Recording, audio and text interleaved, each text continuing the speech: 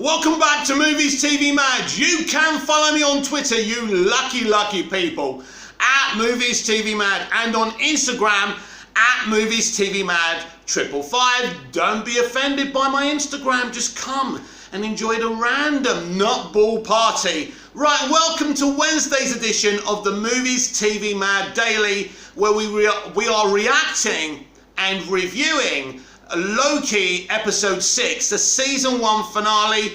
If you haven't seen it, you should go away so you don't get spoiled. If you want to be spoiled, this is the place to be. First of all, I can confirm, if you haven't seen it, Loki in a post-credit scene has been confirmed for a second season. I know, I'm as shocked as you. And that actor from A Falcon and the Winter Soldier, who got nominated for a supporting role after doing a couple of minutes of screen time. Forgot his name. He's War Machine in the MCU. Anyway, let's talk about Loki. You know what? I've been saying for a long time that the Disney Plus MCU shows don't really progress anything from the MCU. The Loki season finale kind of introduces Kang the Conqueror without introducing the Kang the Conqueror. And so basically I've been saying to my family members and friends that Loki's very good at wasting time. So when we start the episode, they approach this big castle, they defeat the smoke monster from Lost. Let's face it, it's a rip-off from the smoke monster in Lost, but I think it is from the comics. And so Sylvie is just standing there, and Loki's just standing there, and she goes, do you mind if I kick the door down? Are you going to try and stop me? And he basically says no, and she goes, listen, I've been through a lot. I've been through this before you. It's pointless dialogue. But she doesn't get to kick the door down.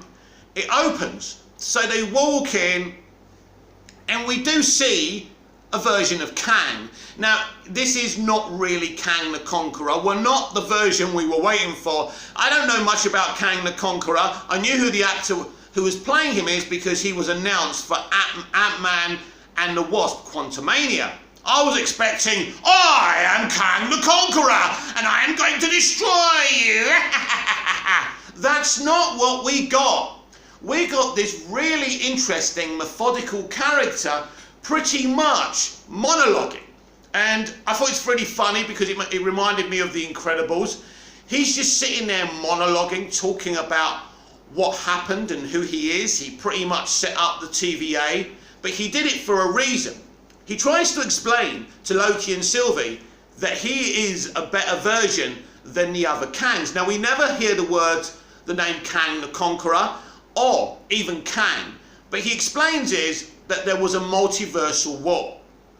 Now, interestingly, we've heard rumours in the Flashpoint movie of a multiversal war, or not necessarily a multiversal war, but kind of a war between, you know, ordinary humans and meta-humans. So that'd be interesting to see what happens there. I hope the MCU and the DC live action universe aren't going to echo each other, but they're both doing multiverse. But it's clear the DCEU are doing it in a very different way, and they're going to set it up in this Flash movie. And I can't wait to see that. So he explains there was this multiversal war. So then he settled this situation by fixing the timelines and creating the TVA. Now, he's telling the truth, but they don't really trust him. And it really, listen, he goes, basically, this goes on and on and on. And I mean, the other sequences are between Morbius and Renslayer. She has the opportunity to prune him yet again, but she doesn't. She goes through the time window thingy, and we don't see her again. Magubu Raw is absolutely fantastic. I think her career's been fantastic, and I think this is the biggest thing she's ever done. And so we don't see her again. So basically there's not really any physical action in this apart from a fight sequence between Sylvie and Loki, because Loki actually believes him, as I say, but you know, Sylvie is kind of a victim of her own life. She's basically like this wild animal. She only knows about killing, vengeance. She just wants to kill him. She's looking at this simplistically. She's not intelligent enough to understand what Loki does. That this guy is actually telling the truth. This guy is saying, you know, let's do it my way. You can be in charge of all of this. He's telling them the truth. But if you kill me, then the worser versions, the worser multiversal versions of myself will take control, and it's going to be shit. So when Sylvie kills that version of Kang, she started something terrible. And as I say, basically all the episode is dialogue between Sylvie, Loki, and this kind of calm, methodical version of Kang. That's what the episode is. But basically, he's explaining what happened. He's explaining that there was a multiversal war. And basically, you may think I'm a dictator for starting the TVA, but I did the best thing. I did the peaceful thing. And they try and explain to him, yeah, but you still pruned a lot of innocent people. And he goes, well, it's better than letting out the other versions of me. And again, he's telling the truth. But Sylvie's not having it. So she kills him. And then all hell breaks loose. All the timelines are, you know, you can see them at the TVA. But a very interesting thing happens, and I'm not really going into everything because I've only just seen the episode, but I'm rubbish at recaps and reviews. So I'm just giving you the bullet points of the episode. Really, there's nothing else to say. But anyway, so she kicks Loki into the time door, but she stays to kill Kang. And Loki's back at the TVA. So he finds the main guard, who didn't like him in the first episode, and Morbius. And he approaches him and says, listen, there's something really bad happening. Me and Sylvie released this person. We fucked up. You know, all hell's going to break loose. And then Morbius looks at him and says, what's your reference number? Who are you? Morbius doesn't recognise Loki. Now, what's interesting here is, obviously, we knew from the first or second or even the third episode that Loki can never go back into the real world, where he was plucked from in 2012, where he invaded Earth, and he was fighting the Avengers in the first Avengers movie. He's stuck in the TVA. There's nothing for him to do. So basically, we see a statue of Kang. So this must be Kang the Conqueror, the real deal. And this is what I mean by, it's like they introduced Kang without introducing Kang. And I said on my Instagram at Movies TV Mad 555 this morning before I saw the episode, I can't see them properly introducing Kang. I thought we may hear his name, and basically maybe Miss Minutes would be introduced as basically the person who's done all of this. Now, we didn't get much from Miss Minutes apart from her trying to bribe Sylvie and Loki, but it looks like she's working for Kang, that version of Kang, the calm, collected kind of James Bond villain version of Kang. And it's pretty clear that Renslayer hasn't met Kang yet. Now, she's gone through that time portal as well, where she went. Now, she said to Morbius she was looking for free will. Now, the scene between Morbius and Renslayer was really, really good. Two brilliant actors exchanging dialogue. I liked it. There's definitely a friendship there. And spoiler alert, nobody dies. You know, Sylvie doesn't die, Renslayer doesn't die, Morbius doesn't die. And when Loki and Sylvie were fighting, I thought, if she kills Loki, I'm going to go apeshit if this is their plan. Because the actor who plays Loki, how can I forget his fucking name? I love the guy. But anyway, he did a video and it sounded like he was saying goodbye. Maybe purposely, but he wasn't. He will be back. Loki will be back in season 2. And that's a good thing. Now, I kind of like the MCU Disney Plus series. I think they're okay and they're watchable and they're worth a watch. I think ultimately very little things happen in this series that changes anything. So obviously in WandaVision.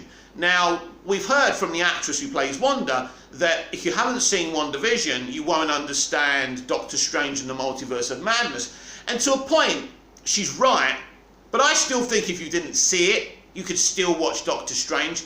But she goes through something in the movie. Nothing completely changes, really. Now, in Falcon and the Winter Soldier, the big change is that it's official that Anthony Mackie's Sam Wilson is now Captain America. So, but still, if you didn't see that, he could just be introduced as Captain America in another film or in his own film. You wouldn't need to see it. Now, in Loki, it's interesting. There's more development in this series than the other shows, But what I mean is, this show, I mean, the other shows are very slow, and they really don't progress the MCU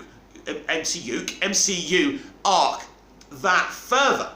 But, you know, obviously, they've introduced the character of Kang. As I say, the one who was talking for about 30-40 minutes gets killed off. That's not the one we're going to have to deal with here. It's a worse version. In fact, there's multiple versions, and he said he'll be back in the end. He was talking about reincarnation, which was interesting. Now, when the MCU logo came up at the beginning of the episode, we kept on hearing voices from the MCU's past, and we kind of saw, I think, like different Earths converging. We kind of saw the multiverse to a point, which was very interesting. So they kind of launched the multiverse strategy without completely introducing the multiverse strategy. What's interesting here, when we get to the next MCU Disney Plus series, when we get to the other MCU movies, I think we've got at least a couple of more. We've got Spider-Man No Way Home, we've got the Eternals. Is that it, or is there another one? I can't remember. Oh, and there's Shang-Chi. So, has the multiverse changed? It looks like Kang is now running officially the TVA, but is he running the real world, all the other Earths, the rest of the multiverse? Is he now a conqueror on all these different Earths, or don't they know about him yet? Something else is very important here. Now, like Thor and all the Avengers don't know that Loki's alive. As far as they're concerned, he's dead. He died. You know, Thanos killed him. Now, this is very interesting, because in Ant-Man and the Wasp: Quantumania, I think we may have a continuation of what happened in Loki Season 1, because we know, he's been confirmed, that Kang the Conqueror will play a massive part. He is the villain of that film. Now, I believe that can connect with Sylvie and Loki and Morbius, so maybe those characters will actually be in this film. So that's interesting. This is the interconnectedness of the MCU, and this is what the DC live action universe after Flash are hoping to do. I even suspect that the Suicide Squad will have some interconnectivity with it. We'll have to wait and see.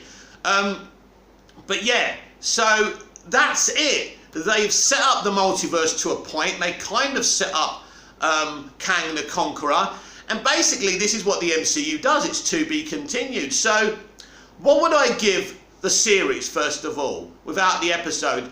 I think all the episodes were interesting. I think we started this series with, what's his name?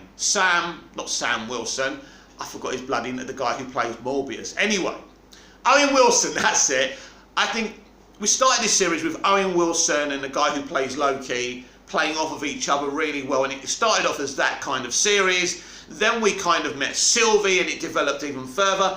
I think episode 1 to 3 were very middling and slow, but still entertaining and interesting.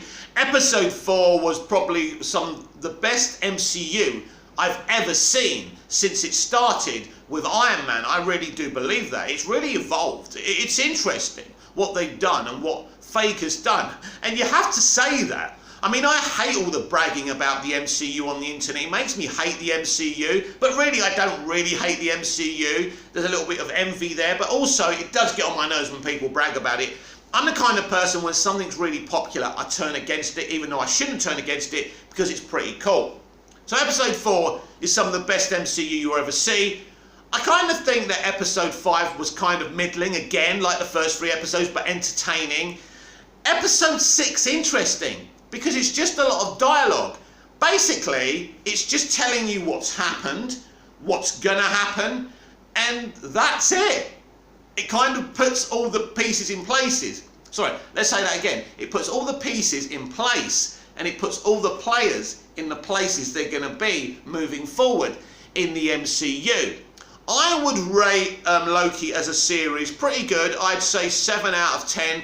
I think it's probably my joint favourite MCU Disney Plus show, along with WandaVision. I know a lot of people didn't like WandaVision. I actually really enjoyed it, and I thought it was unique. I don't think WandaVision deserves all the Emmys it's been nominated for. And that's just my opinion. Congratulations to Warner Brothers, by the way, and HBO for getting record amounts of nominations in the Emmys, which is sensational. More than Disney Plus and just more than Netflix. That's a great success story for HBO and HBO Max and WB, and say what you want. They make quality television, and that's fantastic. So, so the series, I think the series is a 7 out of 10. Maybe I could push it up to an 8.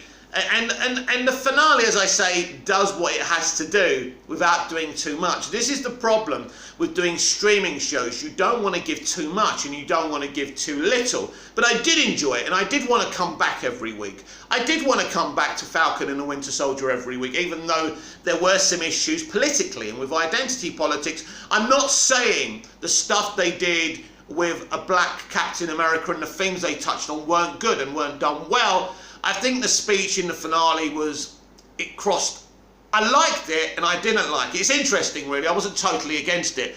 But I think the 3 Disney Plus shows are a success. They're good, and I think mostly the MCU fans can be happy with them. But as I say, they don't do too much. They do just enough. But I would really love to know what you thought of the series finale of Loki. Give me a rating for it, and give me a rating for the entire series. And while you're here, comment down below again. What's your favourite Marvel Disney Plus show? And kind of top 3. Give me your top 3. I'm saying I've got a joint 2, which is Loki and WandaVision. And then my third one would be Falcon and the Winter Soldier, which I enjoyed the least out of those ones, but still liked it in places and found it very, very interesting. So that's Loki. He will be back again. Might see him, Morbius and Sylvie, in Ant-Man and the Wasp: Quantumania. I hope that happens. It is the MCU. It is connected. Let me know what you thought of Loki. So take a look at this. Warner Brothers and James Gunn have given us an amazing IMAX poster for his Suicide Squad movie. And doesn't it look fantastic? Are you propaganda merchants saying the marketing for WB and James Gunn's Suicide Squad is terrible and the other films have got terrible marketing as well? You are wrong. Your fake propaganda and lies will not win. The marketing's great, and this film's going to be great, and people are going to go and see it. You can keep on kicking your legs up in the air because you didn't win. But the multiverse strategy is going to happen. It's coming. And you can stay at home and not watch the movie because you are a minority. But the real DC fans are very excited for this movie. And the internet's a very interesting place. It constantly has hot takes that are lies, but it makes these people feel better. There was a person on there, I forgot what his name is, Stuntman Mike. You've probably seen him about. I think he's got, what's his name? Yeah, that's it. He's got a picture of Kurt Russell. So who knows what he really looks like. But anyway, he was defending Amy Adams' Lois Lane, and I have no issue with that because she's a great Lois Lane. Then he went on to attack Margot Kidder's Lois Lane for just wanting sex with Christopher Reeve's Superman. Of course this is not true, and I told him this. So he posted a YouTube video, a clip from the film, as kind of evidence. There's no evidence of that because it isn't fucking true.